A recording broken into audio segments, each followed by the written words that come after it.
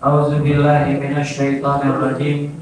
Bismillahirrahmanirrahim. Assalamualaikum warahmatullahi wabarakatuh. Waalaikumsalam warahmatullahi wabarakatuh.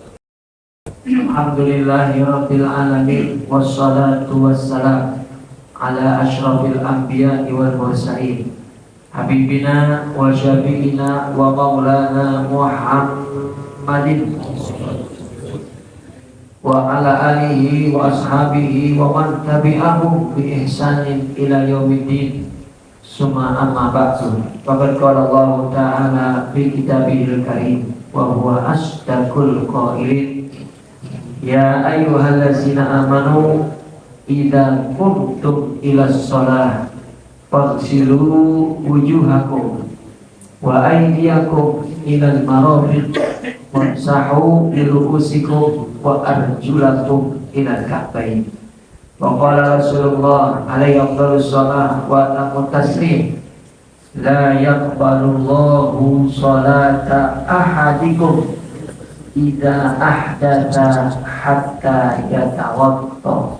Shadaqallahul azim wa sadaqa rasulul karim. Yang sama-sama kita hormati dan kita cintai Allah Subhanahu wa taala, para orang tua, para sesepuh, para tokoh masyarakat, khusus orang tua kita Bapak Haji Marzuk, orang tua kita Bapak Haji Abdul Rashid, juga ketua DKM masjid kita beserta jajaran pengurus Mushola At-Taubah yang dirahmati dan dimuliakan Allah Subhanahu wa taala.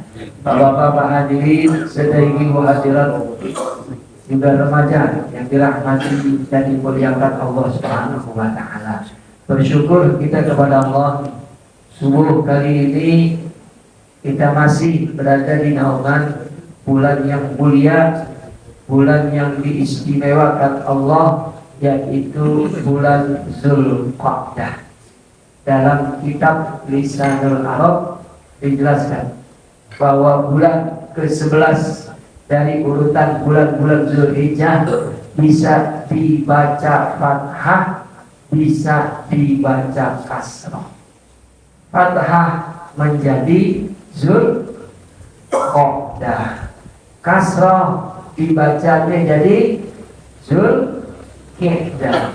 Kila huma fasih. Kedua bacaan ini adalah termasuk bahasa Arab Fushah. Bahasa Arab Fushah itu bahasa Arab asli yang belum terkontaminasi dengan bahasa pasaran atau bahasa amiyah. Kira-kira di Mushola At-Taubah nyebutnya Zulqa'dah apa Zulqa'dah? Zulqa'dah. Oke, kita bilangnya Zulqa'dah. Karena ada juga di masjid yang lain di Serpong saya ngisi di sini Zulqa'dah apa Zulqa'dah, sebelah kanan Zulqa'dah, sebelah kiri Zulqa'dah, berbeda ya. Kedua-duanya benar. Yang bilang Zulqa'dah benar. Itu bahasa Arab Fushah, bahasa Al-Quran, bahasa hadis, bahasa Arab asli. Yang bilang Zulqa'dah juga bahasa Arab Fushah. Makanya Rasulullah SAW ketika balita dititipi oleh kakeknya di pedalaman Mekah, disusui oleh seorang wanita yang bernama Maria Halimatus Sa'diyah. Tujuannya apa tuh? Nabi ditaruh di pedalaman Mekah agar bahasa Arab terjaga, jangan sampai terkontaminasi dengan bahasa Arab pasaran atau kayak kita bahasa Jawa, ada bahasa halus, ada bahasa kurang lebih kayak begitu. Iya kabare atau berikut kabare, yang mana yang halus kira-kira tuh? Saya nggak tahu sebenarnya ya.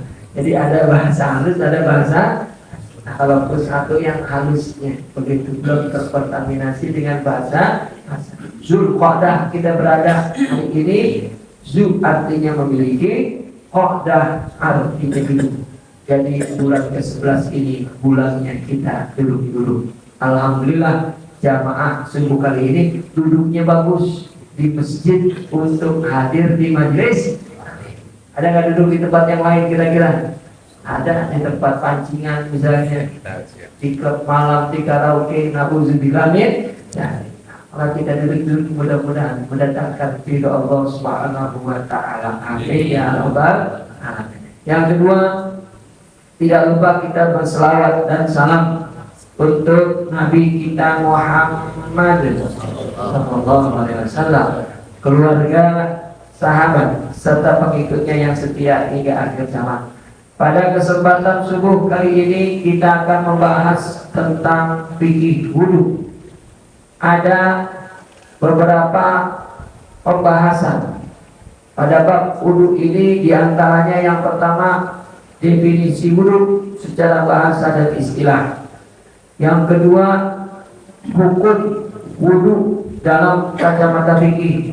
Yang ketiga, faraiduhu, artinya rukun-rukun wudu.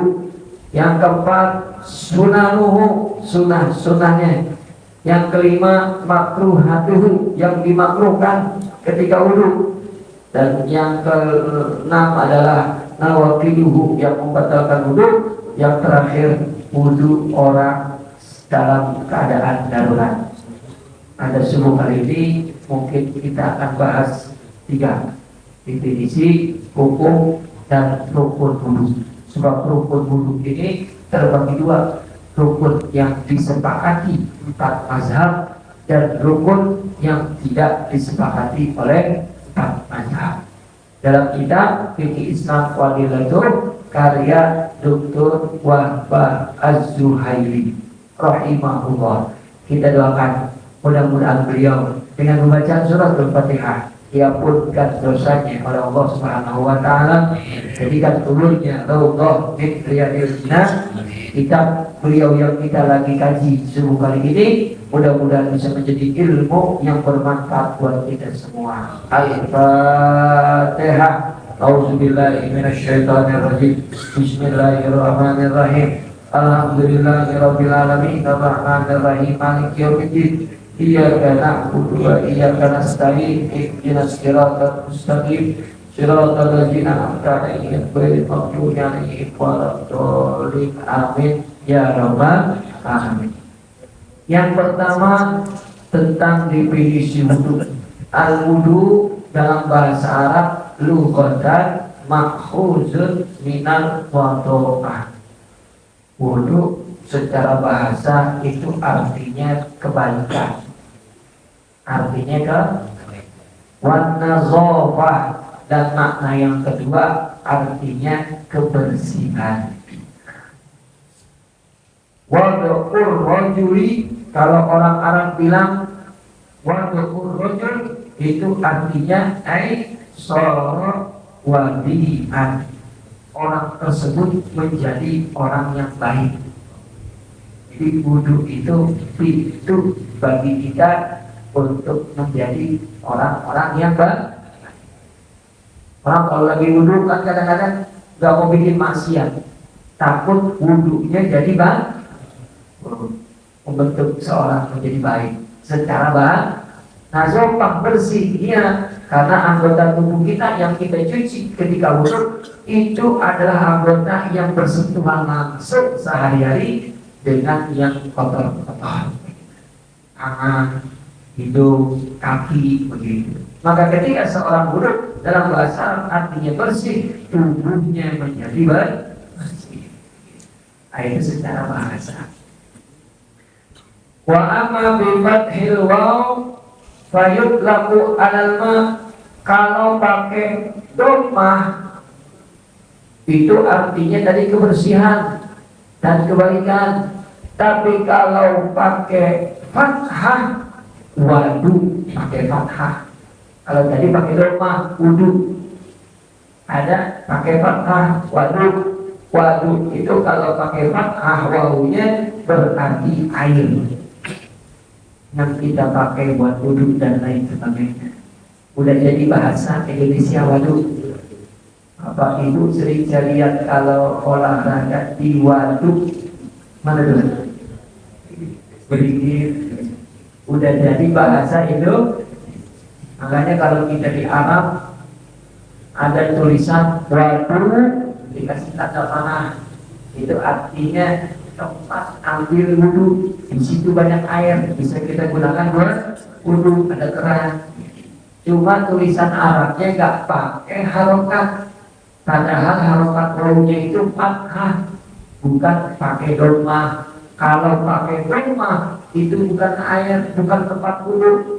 Kalau pakai doma dalam istilah fikih diartikan istimalu ma'in sahurin bil a'dha'il arba'ah.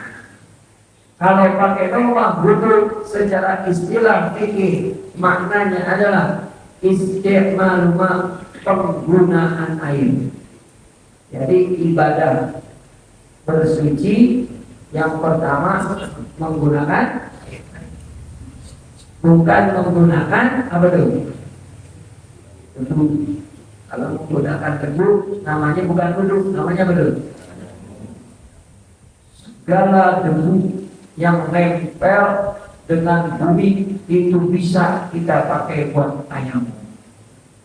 Nih tembok nempel nggak sama bumi? Nempel. Kalau ada debunya bisa kita pakai. Apalagi kira-kira yang nempel, ya? Pintu nempel nggak kira-kira pintu? Nempel, maka bisa kita pakai buat tayamum. Hordeng nempel nggak dengan bumi? Hordeng nempel nggak hordeng? Kagak ada yang gantung kan? Bawahnya nempel nggak? Nggak, kecuali kalau hordeng yang kepanjangan belum dipotong sama orangnya, nyerot ke dalam apa itu? Lantai ngengser namanya. Nyerot apa apa nih? Ngengser ya. Nah, kalau dia nggak nempel ke bumi, maka nggak bisa dipakai buat. Makanya orang naik motor di belakang truk pasir, tiba-tiba ada apa itu? Orang kedukannya, dia niat, saya niat tayamum, kagak bisa. Karena debunya berterbangan di udara, kagak nempel ke bumi, nggak boleh. Semua benda yang nempel ke bumi. Kalau bumi di sini berarti lantai 1. Kalau ada lantai 2, berarti yang nempel lantai 2. Begitu. Nyambung terus, lantai 3, 4 terus begitu. Kalau dia kagak nempel, maka kagak bisa. Kagak bisa. Kalau kagak nempel ke meja ini, nempel kan di meja nih. Nempel boleh. Tapi ininya taplaknya kagak, begitu kan? Jadi harus mejanya ini. Nah, itu namanya penggunaan debu atau tanah atau pasir. Dia ada pembahasan khusus namanya tayang. Nah, kalau wudhu ini istimalul ma, penggunaan air yang mana tuh? Air yang suci dan mensucikan, yang kita sebut dalam istilah fikih air mutlak. Air mutlak itu air suci dan bukan cuma suci tapi juga mensucikan. Contohnya apa? Air hujan. Air hujan Pak, air suci dan bisa kita pakai buat wudhu, dengan catatan jangan bercampur dengan benda najis. Kalau air hujan turun dari genteng, kadang-kadang berubah. Ada bekas kucing di atas gentengnya itu, bangkai dan lain sebagainya. Kadang-kadang gentengnya juga ada yang udah kotor, luntur. Begitu ditadahin di ember, warnanya udah nggak lagi baik. Kalau airnya sudah berubah, 3 berubahnya: warna, rasa, aroma. Salah satu aja berubah, maka air tadi bukan lagi disebut air mutlak. Air mutlak itu air yang belum bercampur dengan apa. Terus kalau kita mau pakai air hujan bagaimana? Dia berdiri di lapangan yang airnya langsung apa? Awal itu lebih langsung begitu bisa. Kalau airnya langsung ya. Tapi kalau ditanya ini ember turun dari genteng, biasanya udah gak jadi air suci dan mensucikan. Suci, tapi mungkin tidak mensucikan atau sudah bercampur dengan air genteng, gitu ya. Nah, sudah berubah warnanya. Apalagi selain air laut, air sungai juga termasuk air suci dan dengan catatan yang belum terkontaminasi juga. Kira-kira kalau di Sumedang air sungainya udah terkontaminasi belum? Sepertinya ada tuh. Udah limbah. Udah berubah warnanya, udah berubah aromanya, udah berubah rasanya. Salah satu saja berubah, maka udah nggak bisa jadi air yang digunakan untuk wudhu. Berubah lagi jadi air mungkin dulu kali ya, kalau orang dulu di sungai kita ini masih air mutlak kali ini ya. Tadi masuk yang namanya dulu masih kecil dia nggak, bening banget. Kalau sekarang kasur juga dibuang nggak di sungai kalau kita lihat, apa aja dibuang nanti di sini. Yang kedua air sungai. Kalau di Sumatera masih banyak tuh sungai-sungai yang bisa dipakai buat wudhu, masih bersih, masih murni. Tapi ngambil wudhunya di pinggir sungai. Jangan mentang-mentang sungai airnya suci dan mensucikan, wudhu di tengah sungai. Bukan cuma hadasnya yang hilang, tapi orangnya juga ikut pinggir. Itu bisa dipakai. Dan masih banyak lagi air suci dan mensucikan. Yang sering kita pakai sekarang itu air tanah. Dibor buat air. Saya pakai buat itu pun juga yang masih belum besar tiga warnanya. Apalagi kalau mesin air kita kejatuhan tikus, berubah nggak tuh airnya kira-kira? Berubah. Panggil tukang suruh ambil saya kan? Kalau airnya keciburan tikus, bangkai, najis, maka nggak bisa dipakai buat mencuci. Nah, itulah air-air yang dipakai untuk menggunakan wudhu ini. Yang digunakan untuk istimalu ma'in tohurin, penggunaan air yang tohur, yang suci dan mensucikan. Fil a'dha'il arba'ah. Ini ada air Pak, dibuka, terus diminum sama orang kafir. Ada sisanya. Bisa kan kita pakai buat wudhu air? Dan sisanya setengah, habis diminum orang kafir. Sedangkan minum muslim orang kafir minum, ada bekasnya. Airnya sih kan berubah, masih kayak begini. Boleh kita pakai buat wudhu? Kenapa nggak boleh? Karena orang itu dalam bahasa fikih namanya su'ru, bekas minum orang kafir hukumnya suci, tidak najis. Suci, walaupun yang minum orang, apalagi sesama kecuali tadi berubah. Teman kita orang Islam minum di gelas, habis diminum ada ngeres-ngeresnya ini. Cium juga baunya kok bau jengkol, habis minum maka nggak boleh kita pakai buat, berarti udah berubah. Kalau dia nggak berubah, kagak najis, dia tetap suci dan mensucikan. Liur orang kafir tidak najis. Dalam mazhab Imam Syafi'i yang najis itu cuma dua, liur dog sama liur pig, liur anjing sama liur anjing. Mohon maaf, itulah dua liur yang dikategorikan najis. Begitu. Kalau liur kucing najis nggak? Kucing minum di sini begini, najis nggak kucing kira-kira? Kalau kucing terjadi perbedaan ulama. Ya. Imam Abu Hanifah bilang najis. Kenapa najis? Karena kucing banyak kita temukan dia makan tikus bangkai. Jadi dikhawatirkan ada apa nih? Najis di mulutnya. Ketika dia minum bercampurlah dengan najis. Kata Imam Abu Hanifah dan Imam Al-Kharhi. Sedangkan menurut mazhab Imam Syafi'i, dilihat dulu kalau kita yakini habis makan bangkai minum, maka airnya buang nanti, gelasnya cuci itu nanti. Tapi kalau kucing kita tahu kagak pernah makan bangkai, tikus ketemu tikus aja kabur itu kucing, ya kan? Gimana mau makan tuh kucing? Maka kita yakin airnya tidak kucing di dekat rumah kita berani matikusnya kira-kira? Takut katanya. Kendaraan kasih makan mulu soalnya, iya enggak? Nah, kalau kucing zaman dulu kan berani.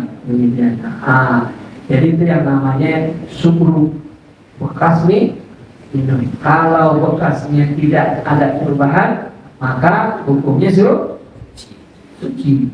Penggunaan air, kembali lagi ke definisi secara istilah. Penggunaan air yang suci dan mensucikan pada 4 anggota tubuh.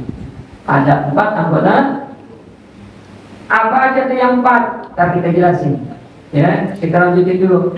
Ala sifatin maksusoh, dengan cara yang sudah ditentukan. Nanti kita bahas.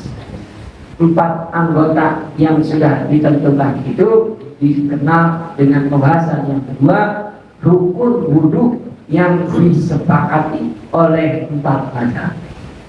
Rukun wudu yang disepakati oleh Imam Abu Hanifah, Imam Malik, Imam Syafi'i, dan Imam Ahmad bin Hanbal. Itu ada 4. Jadi kalau 4 anggota tubuh kita pas lagi wudu ada yang salah, maka sudah dipastikan salah menurut 4 mazhab. Karena 4 ini semuanya sepakat rukun dalam wudu.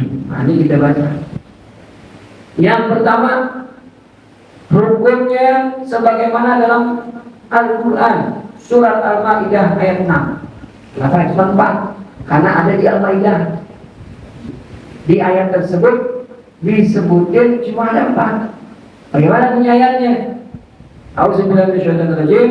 Ya ayyuhallazina amanu, hai orang-orang yang beriman, idza qumtum ilas shalah, jika kalian hendak mengerjakan salat, apa pesan Allah? Yang pertama, faghsilu wujuhakum, 1, wa aydiyakum ilal marafiq, 2, wamsahu bi ru'usikum, 3, wa arjulakum ilal ka'bayn, 4. Allah sebutin. Yang pertama, faghsilu wujuhakum, maka basuhlah wajah kalian. Ai ghuslu zahiri wa jami'il wajhi marratan walil ijma'. Maksud dari ayat ini, maka basuhlah kulit wajah kalian, ya, marratan, walaupun hanya sekali saja. Jadi ini rukun yang pertama, disuruh kita ghuslul wajah. Ghusl itu dalam bahasa Arab artinya menjalankan air, itu namanya ghusl.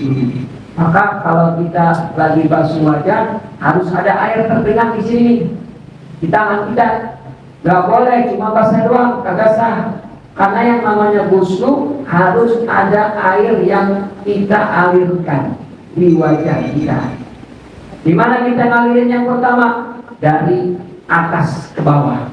Ambil air, lalu tuang dari atas ke bawah.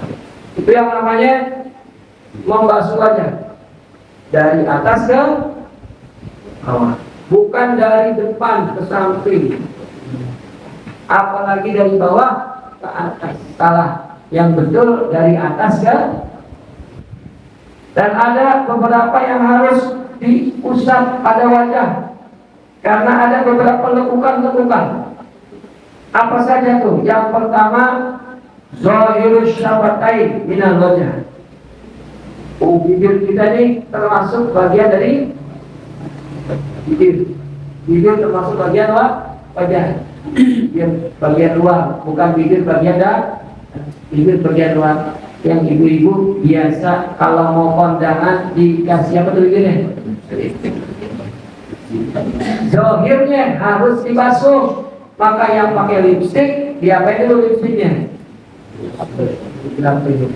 Jangan main asal wajah langsung habis belepotan kemana-mana. Gitu kan ya. Apalagi yang termasuk bagian dari wajah, ya. Wa marinul anfi, ini ujung lubang hidung kita nih.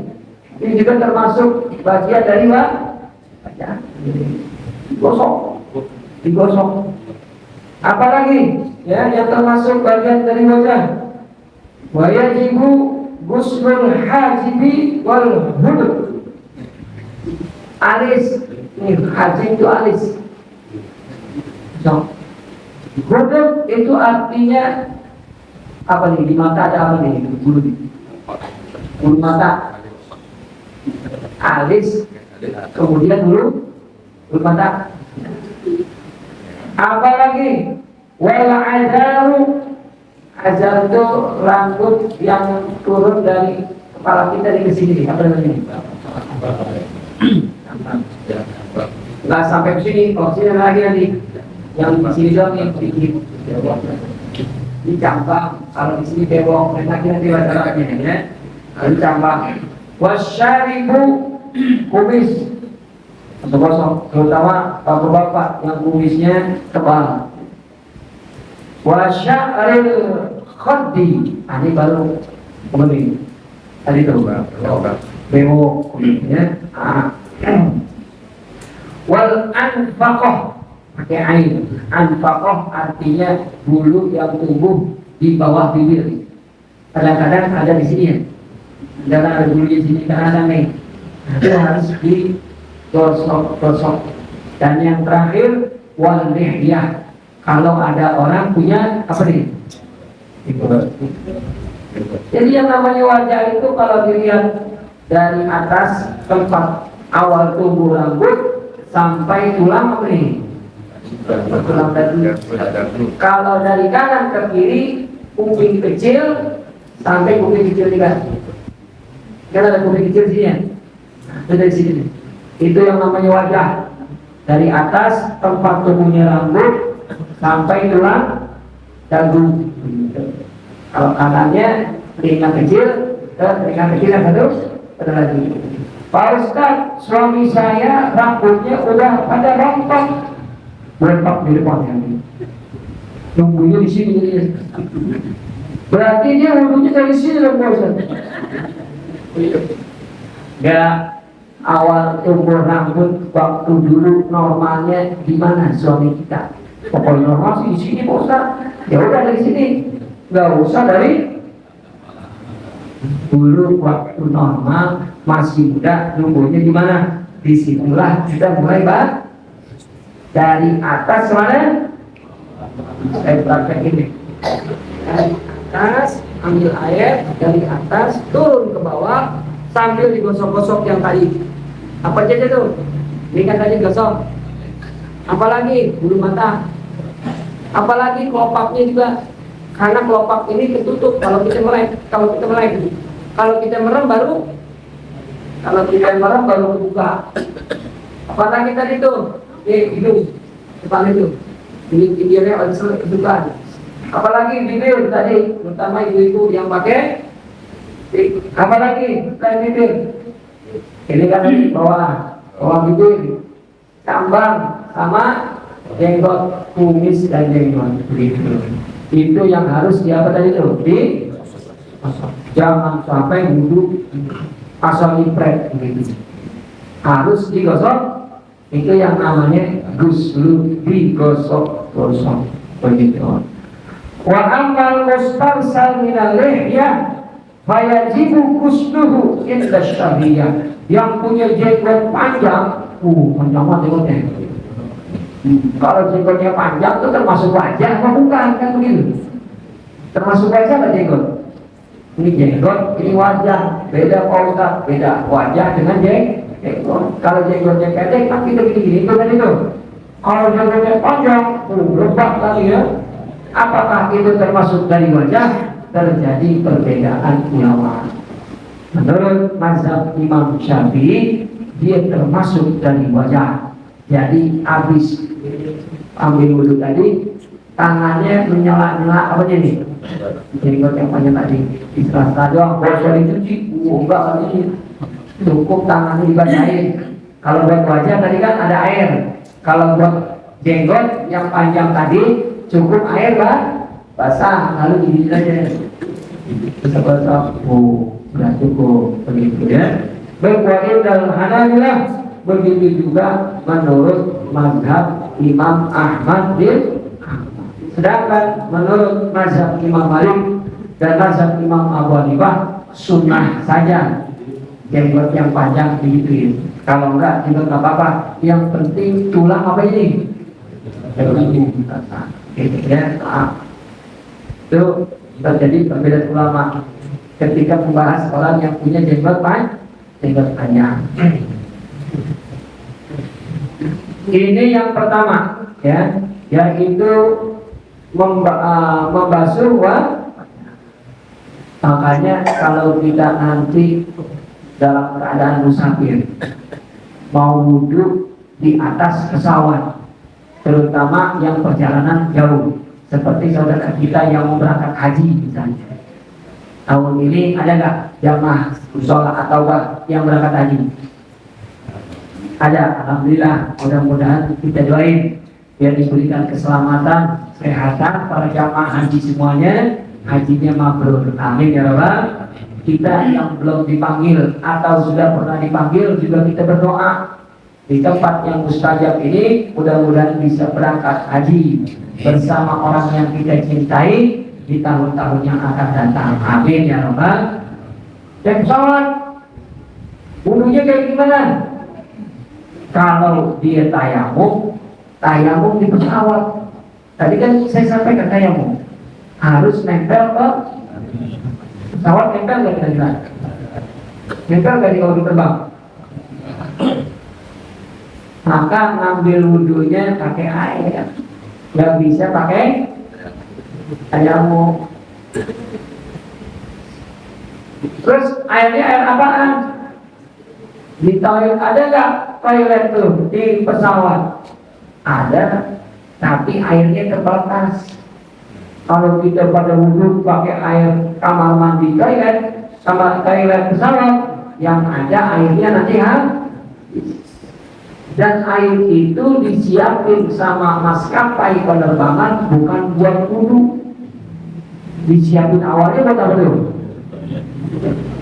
Buat toilet, buat kalau mau pipis, cebok pakai itu, nyiram pakai itu, cuci tangan pakai itu.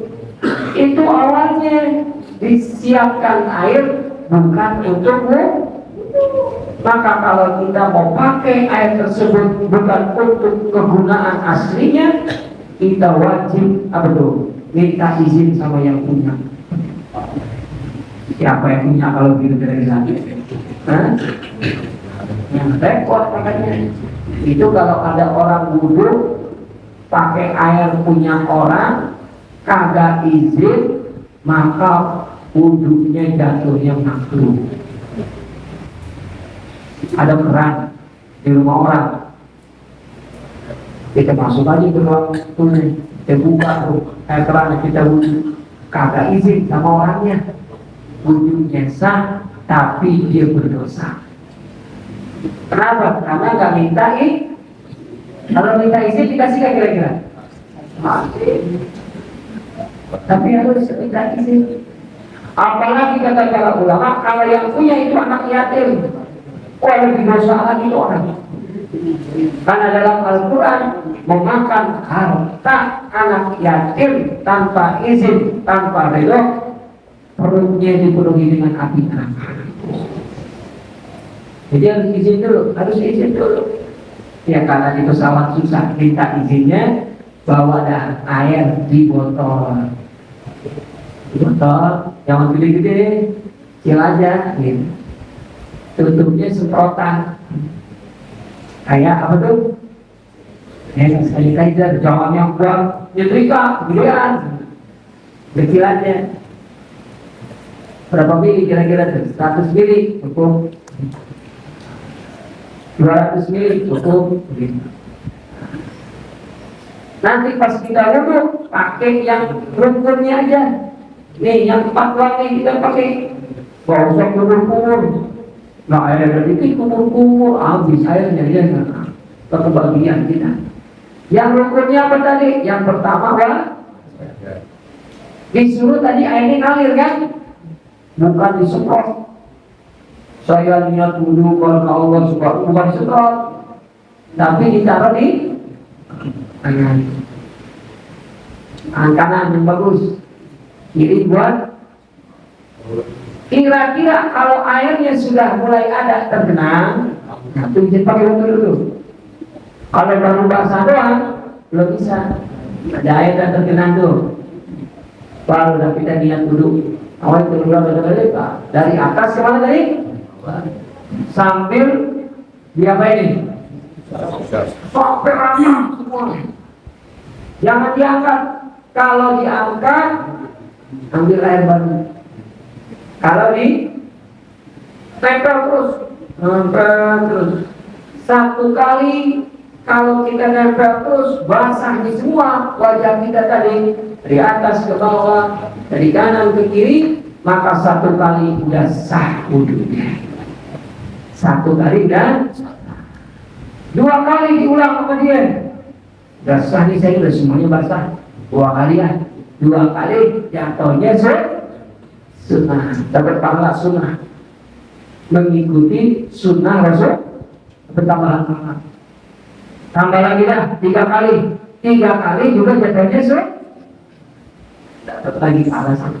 1 cukup kalau semuanya rata. 2 sunnah, 3 4 makruh. Kebanyakan buang-buangan. Yang kelima haram. Ada orang wudhu semacam baru selesai fokus 10 kali dikasih dia. Di 10 haram. Ya, maksimal nih 3. Ya, Rasulullah cukup wudhu itu dengan segelas air yang ada di depan Bapak Ibu. Wudhunya cukup begitu. Kita pakai kumur juga bisa sekali-sekali begitu. Nah, nanti kita tangan. Ini rukun yang kedua, ghusl yadaini.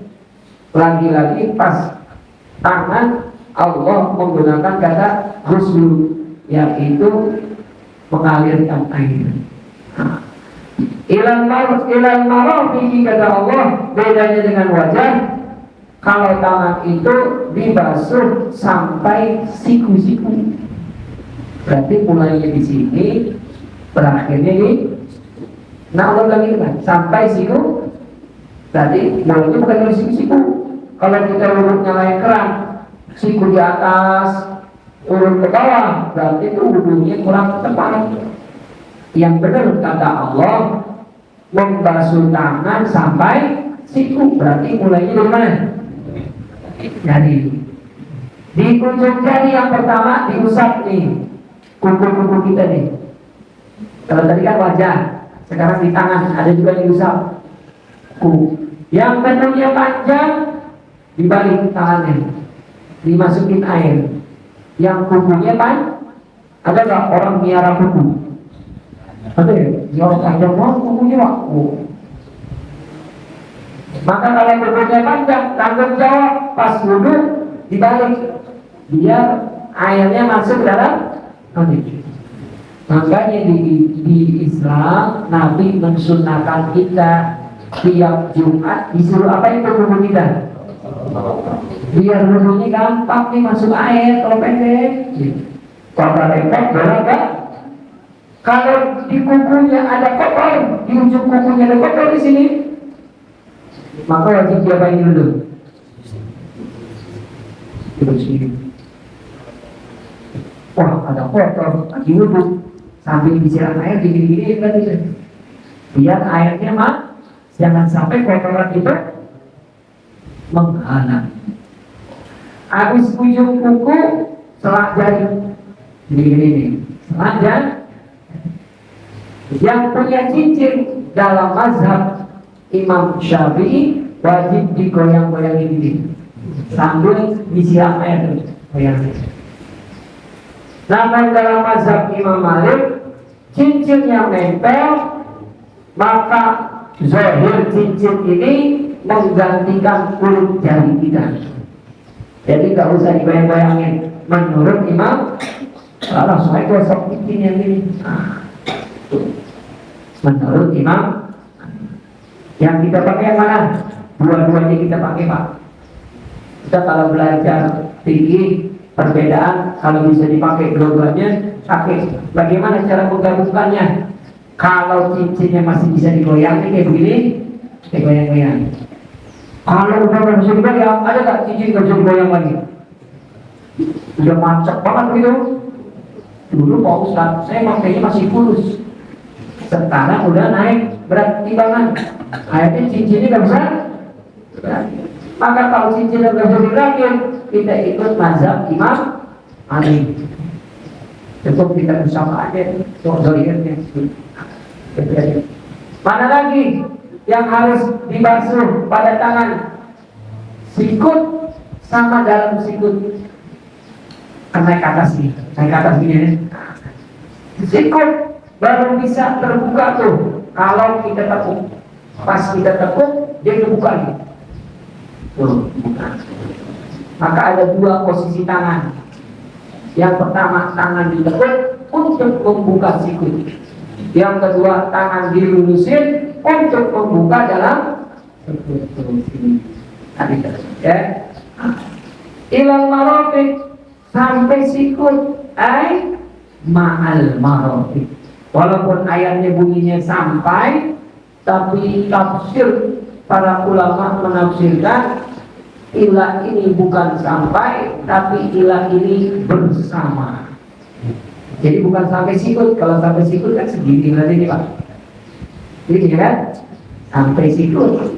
Tapi ilah di sini artinya semua, maka lebih dari termasuk sikut begitu artinya. Basuhlah tangan kamu dengan air tadi kata Allah, bersama juga dengan boleh nggak dilebihin kira-kira? Lebihin boleh nggak kira-kira? Boleh, karena orang bisa dibasah. Boleh, karena nanti akan jadi cahaya. Kaki boleh kan nanti dilebihin dari mata kaki? Ada orang lebih sampai paha. Dia kadang begitu juga, mau sampai paha basah dia sampai ini, tangan sampai sini. Dia orang sampai sini basah dia nggak kuat juga. Kelebihan kalau begitu kan, sekedarnya aja. Ini yang kedua, membasuh apa tadi? Tangan. Kalau tangannya buntung, jarinya nggak ada, bagaimana? Basuh yang ada aja. Gak usah cari tangannya yang hilang. Kalau buntung sampai sini, kan dimintanya tadi yang sikut. Sikut-sikutnya udah gak ada. Tetap dibasuh yang ada. Kalau tangannya yang dari, kan ada orang yang tangannya gak ada di sini ya, dari lahir ya, ada gak? Maka pas dia bulu dibasahin juga. Karena dari sini sampai sini itu dalam bahasa Arab yadun. Yadun artinya tangan. Wa aidiyakum, makanya famsilu wujuhakum wa aidiyakum. Yadun jamannya aidin. Aidun artinya tangan di sini. Kenapa nggak sampai sini maksudnya? Karena Nabi contohnya cuma sampai sini. Dan ayatnya juga berkata sampai yang butuh tetap dibasuh. Ya. Kalau yang jarinya lebih, ada yang jarinya lebih. Orang-orang 5, dia jadinya ada lagi di sini nih. Ada ya? Wajib juga digosok. Kan jadi tambahan saya hitung, boleh kita harus digosok juga. Tambah. Atau ada daging-daging yang tumbuh, ada daging tumbuh. Penyakit, itu digosok juga. Dia termasuk bagian dari itu yang disebut dengan rukun yang kedua, membasuh tangan sampai wasalisan waqsahu biru'usikum.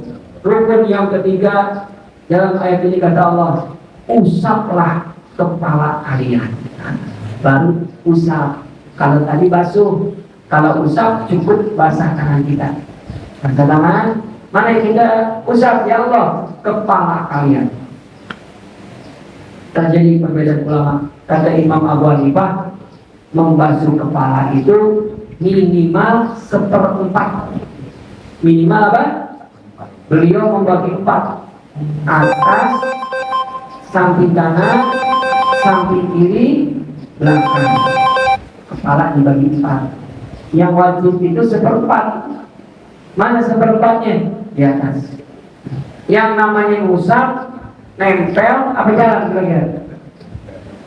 Usap itu nempel doang apa jalan juga? Nah, yang namanya usap. Makanya ada bab dalam toharoh mengusap sepatu, masbul wudu dengan cara mengusap sepatu. Sepatunya tadi lepas. Itu pembahasan khusus. Di negeri kita jarang dipraktekin, makanya di masjid-masjid jangan diangkat pembahasan ini. Kalau orang Arab biasa, makanya ada pembahasan khusus.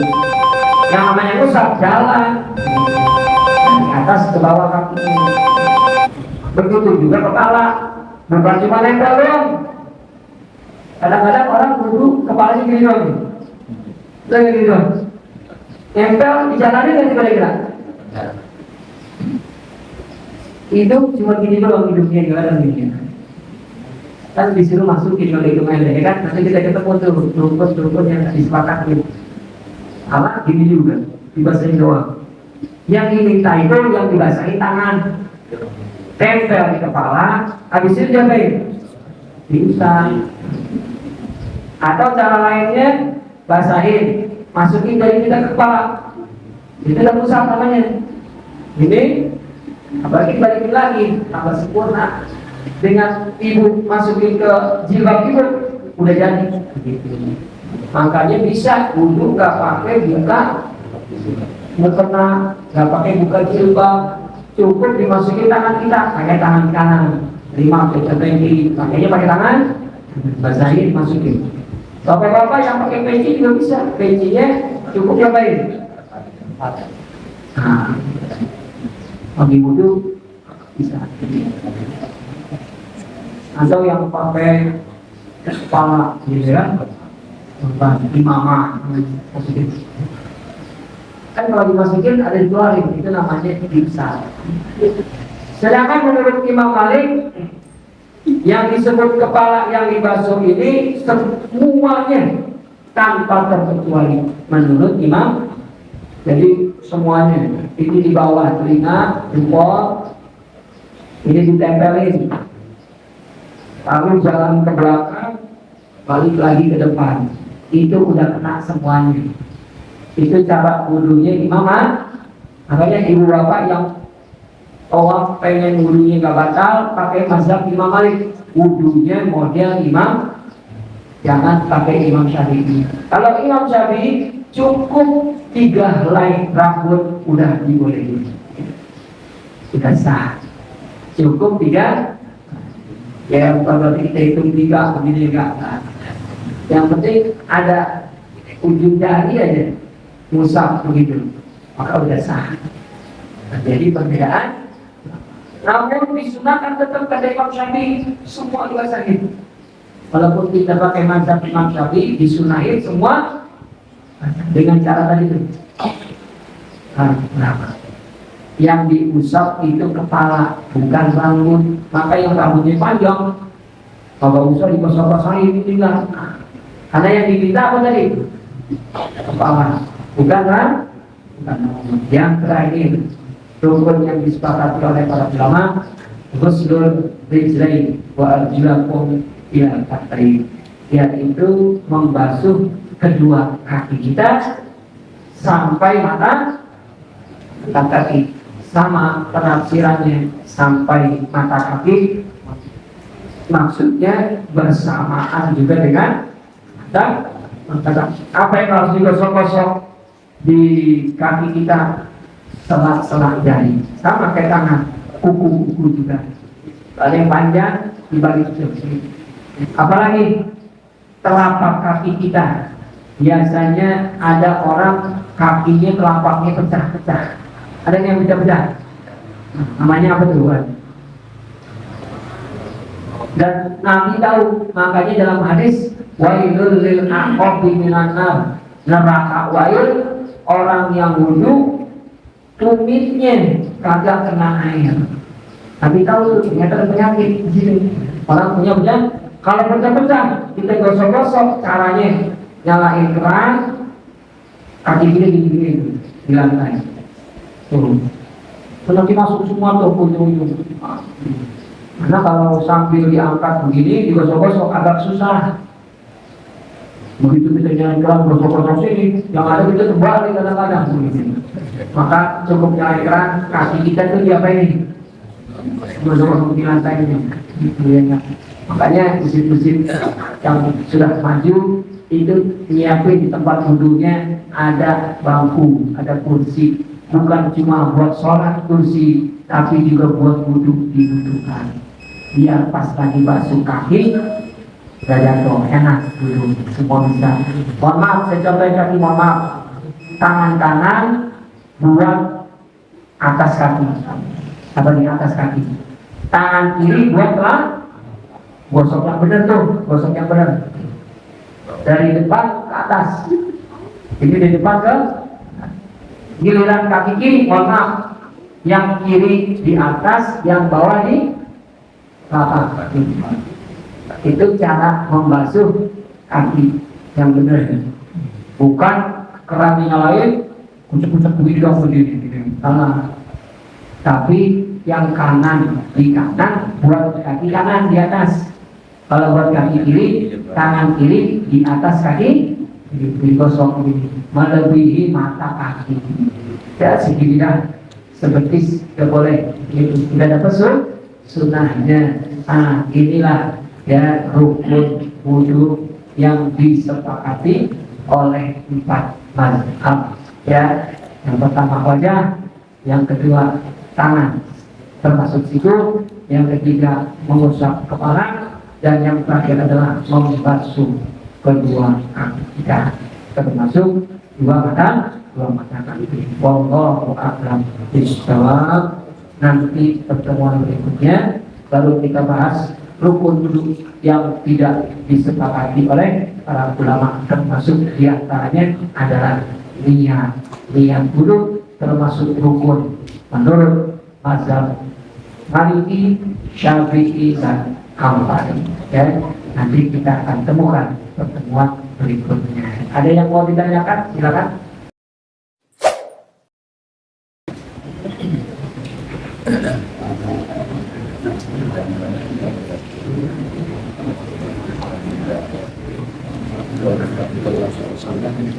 Ayo bapak-bapak, ibu yang ingin bertanya, silakan.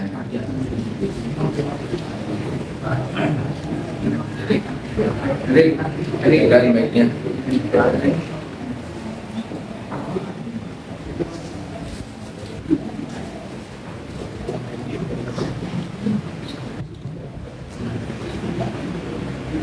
Assalamualaikum warahmatullahi wabarakatuh. Untuk kesempatannya, sering nemuin, termasuk saya juga mengalami karena tidak tahu berwudu yang benar di dalam perjalanan, misalkan di tol, waktu sholatnya juga sudah mepet, akhirnya tayamum karena tahunya hanya debu, akhirnya kita di tempat duduk atau di kaca untuk tayamum, walaupun barusan tahu bahwa itu karena yang menyentuh bumi, tetapi walaupun di pesawat ya hanya pakai air aja. Itu bagaimana hukumnya karena ketidaktahuannya, misalnya ketidaktahuan di mobil tayamum seperti itu selama ini. Terus boleh tambah Ustaz? Ya, Boleh di luar ini boleh. Tidak apa-apa. Yang kedua, ini terkait almarhum atau simpulan yang sudah meninggal. Kita mungkin saking sayangnya yang masih hidup itu menginfakkan atau mensedekahkan harta kita untuk almarhum. Nah, apakah harta kita yang diberikan untuk almarhum itu jadi penolong dia di alam kubur atau menjadi pertimbangan ketika nanti di alam pertimbangan, artinya di alam untuk amal kebaikan yang ditimbang, apakah sampai situ atau hanya di alam kubur? Mungkin begitu dulu Pak Ustaz dari saya. Assalamualaikum warahmatullahi wabarakatuh. Waalaikumsalam. Buat pertanyaan yang pertama, ini kesalahan yang tidak disengaja karena ketidaktahuan kita. Maka jalan keluarnya dengan bertobat dan tidak mengulangi kembali. Yang dulu-dulu gak usah dipikirin. Yang penting sekarang dan seterusnya jangan diulang lagi. Begitu ya. Perbanyaklah sholat-sholat sunnah untuk menutupi kekurangan yang tadi yang tidak disengaja. Ya, kecuali kalau sengaja, maka dia wajib mengkodok berapa yang ditinggal sholat. Karena dia sengaja. Ini karena ketidaktahuan, maka yang tidak tahu, ada ilmunya, gak usah dipikirin. Yang penting kita tobat, kita berubah. Alhamdulillah ilmunya sekarang sudah dapat. Perbanyaklah sholat sunnah. Ya. Yang kedua, apakah sampai? Ya, jawabannya sampai. Rasulullah, ada seorang sahabat bertanya, apa tasaddaqu anha ya Rasulullah? Ibu saya sudah meninggal dunia. Kalau saya sedekah pakai duit saya, bukan pakai duit ibu saya, bukan pakai duit warisannya. Saya sedekah pakai duit saya. Saya boleh bekerja, saya boleh mencari nafkah, dapat duit, saya sedekahin atas ibu saya yang meninggal. Apakah sampai ya Rasulullah? Nabi menjawab, na'am, sampai sedekah yang kamu kirimkan untuk orang tua kamu yang telah meninggal dunia. Apa nih kira-kira? Oh, kurban boleh sampai kepada yang meninggal, sampai ya. Kurban atas nama siapa nih? Nama saya Ahmad Fikri bin Haji Muhammad Jamil Ilyas. Oke, kita sembelih kambingnya. Bismillahirrahmanirrahim, Allahu Akbar. Selesai disembelih, kita angkat tangan berdoa, ya Allah, sampaikanlah pahala yang aku dapat tadi untuk kedua ibu saya. Sampai di situ kita berikan kepada orang tua kita yang sudah meninggal. Bahkan dalam mazhab Imam Syafi'i, atas nama yang meninggal saja juga dibolehkan. Ini kurban tentang siapa nih? Bapaknya Ustaz Fikri almarhum Haji Muhammad Jamil Ilyas. Tetap ada sama beliau. Bismillahirrahmanirrahim sampai begitu ya. Jadi ada dua cara tadi. Kalau kita pengen sudah. Kalau sedekah yang lain berupa harta, Bismillahirrahmanirrahim, saya wakaf buat masjid ini, ya sekian ratus juta. Ya Allah, terimalah pahalanya buat ibu saya. Kita nggak hilang sedekah 100 juta tadi tercatat sebagai pahala bakti birrul orang tua kita dapat pahala sedekah. Jadi kalau kita mau sedekah, selalulah niatkan buat orang tua kita. Jangan sampai nunggu mereka datang di mimpi kita. Orang tua kita meninggal datang di mimpi. Itu maksudnya apa Ustaznya? Maksudnya kirim pahala buat orang tua. Tapi kalau mimpinya ketemu teman kita yang jahat, mimpi ketemu teman kita dulu kita tahu dia pelaku maksiat, begitu. Meninggalnya juga suul khotimah misalnya. Datang dia ke mimpi, maka itu tujuannya doain dia. Doain dia. Sampai ada buat teman saya juga meninggal, tidak datang di mimpi. Kemudian mudah-mudahan kuburnya dilapangkan. Tapi kalau ketemu orang tua, berarti orang tua orang baik, orang benar. Kitanya yang kagak balikan. Kalau ketemu teman yang jahat, jadi dia kita doain. Kalau ketemu orang tua termasuk orang yang baik, maka kita yang diperbedulin. Kirim pahala sedekah buat orang tua kita. Ada orang mimpi ketemu orang tuanya bersebulan 30 hari ketemu loh. Diem aja dia perbaiki diri kita. Mungkin ada dosa yang kita lakukan sehingga hadir kita ya. sebelum dia begitu maka kita sedekah. Kapan waktu terbaik sedekah? Hari Jumat. Buat orang, buat istri, atau buat anak yang sudah meninggal. Kapan kita kirim hadiah kematian yang bagus? Hari Jumat. Terus kapan lagi? Hari-hari yang utama. Bentar lagi nih, 10 hari pertama bulan Zulhijjah. Itu sedekah juga utama. 1 sampai tanggal 10 Zul. Ucapnya tanggal 10 memang menyembelih hewan. Lepas itu buat orang waktu-waktu yang terbaik begitu. Dan waktu-waktu istimewa yang lainnya. Begitu juga di depan yang istimewa di sebelah ini. Kita kirim sedekah. Ya, Allah Islam. Ada lagi tanya? Kalau kita cukupkan sudah lewat suruh, ya. Nah, nanti kita akan sambung lagi pada pertemuan berikutnya. Mudah-mudahan ilmu yang kita dapati bisa menjadi ilmu yang bermanfaat. Al-Fatihah. Silakan.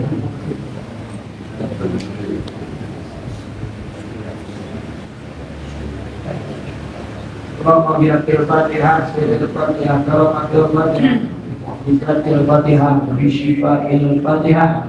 Ya farijal ham, farijil hamanil mahmumina minal muslimin, wa hamizil karbanil makrubina minal muslimin, wa qadidu yunana limadinina minal muslimin, muslimuna rabbir lana, muqassiruna fa'afu'anna, ayro fahdina, adillatil faizana, mardo fashfina, مرضى واشفنا اللهم انا نسالك ان تشوي خلقنا بالنار ومن خزي النار كما نسالك رضاك والجنه ونعوذ بك من سخطك والنار ربنا هب لنا من ازواجنا وذرياتنا قرة اعين واجعلنا للمتقين اماما اللهم انفعنا بما علمتنا وعلمنا ما ينفعنا وزدنا علما نافعا اللهم ارزقنا واولادنا فهم النبيين وحفظ المرسلين وسرعة إلهام الملائكة المقربين ربنا آتنا في الدنيا حسنة وفي الآخرة حسنة وقنا عذاب النار وصل اللهم على سيدنا محمد وعلى آله وصحبه وسلم والحمد لله رب العالمين. Demikian dari saya, mohon maaf bila mana ada kekurangan dan kesalahan. Terima kasih atas perhatiannya. Nasrul minallah wa fathul qarib. Wassalamualaikum warahmatullahi wabarakatuh. Waalaikumsalam warahmatullahi wabarakatuh. Sekali lagi terima kasih kepada Pak Ustaz Ahmad Fikri MCMA